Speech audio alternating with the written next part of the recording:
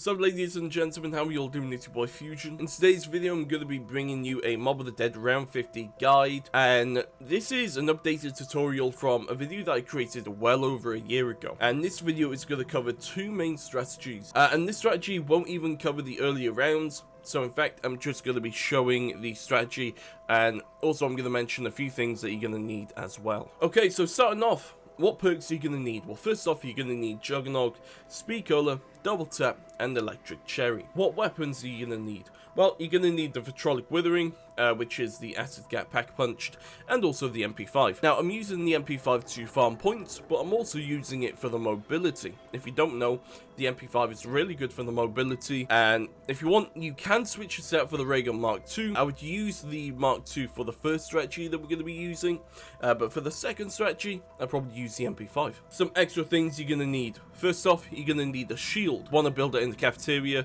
Also, you're going to need the Hell's Redeemer. If you don't know how to build that, I've got a mini tutorial, and that's going to be in the description.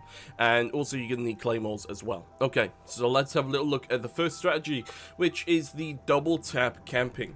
Now, there's one door that you're going to want to keep closed, which is the door right behind you. No zombies will kill you from behind if that door is closed, so make sure to stack as many claymores here as you can. This is going to be your last resort. If you have a bunch of zombies and if you don't have much ammo or anything like that, then you can bring the zombies over to that spot and they're gonna die. Now, you're gonna shoot in a very specific spot. Right here, as you're going to be able to see. It makes it so the Vitrolic Withering shot spreads out. It hits the window, but it also hits the hallway. And you're going to make sure that you use the Hell's Redeemer as much as possible, using the 2 charge throw if possible. This is going to maximize the damage, and the 3 charge is usually used for Brutus, so whenever Brutus comes out, make sure to charge it 3 times. Hit Brutus with it, and you'll be good to go. Now, as mentioned earlier, the Mark II would be very useful for this strategy because it's strong and it's going to maximize your safety. Now, if you can get the Mark II, but if you can't, then don't worry. It just means that you're going to need to switch strategies, probably on an earlier round, or at least that's my experience anyway. I know some people have managed to stay here, relatively late without a Mark II, but honestly, for me, my experience, you're probably going to be able to stay here till about 40, maybe 45, without a Mark II. So, with this strategy, you kind of want to try and do some circular motion. There's no real way to explain this strategy, but hopefully the gameplay will give you a rough indication or a rough idea on how the strategy goes. Also, just make sure that you have a shield every round, because your shield is a lifesaver.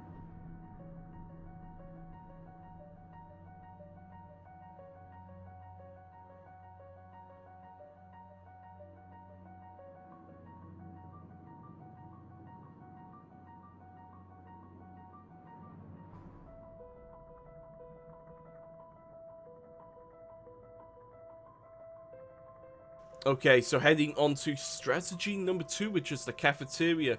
Now, there are 2 doors that you're going to need to keep closed, which is the door leading upstairs, and also the door that's leading down to the washroom. So, as you can be able to see, there is a little corner of space where you can put your claymores down. Make sure to put your claymores down here, and then again, if you need to bring the zombies to, kind of kill them, then just do that. Bring them to the claymore spot, and they're gonna die pretty damn quickly. Now, this is quite a simple strat. You simply circle around within the cafeteria, using the acid trap when it comes online for use. Once you're outside of the cafeteria, train the zombies around, killing them with either the Vitrolic Withering and or the Hell's Redeemer. During this strategy, I would use the MP5 for mobility. Now, it's your choice on whether you want to keep the Mark II if you have it already, or if you want to use the MP5. I'm going to use the MP5 simply because of its mobility, and the fact that the acid trap will do most of the killing anyway. And once again, get the shield. It's vital, it's necessary, it's very useful, so always get the shield when you can. Anyway, hopefully this video has helped you. If you did enjoy the video, make sure to leave a like, make sure to subscribe, and put the post notifications on as well. I appreciate everyone that's watched this video. Thank you all so much for the support recently. It's actually been pretty insane, so I really do appreciate it. Y'all are legends, and I'll see you all in the next video. Peace, bye-bye.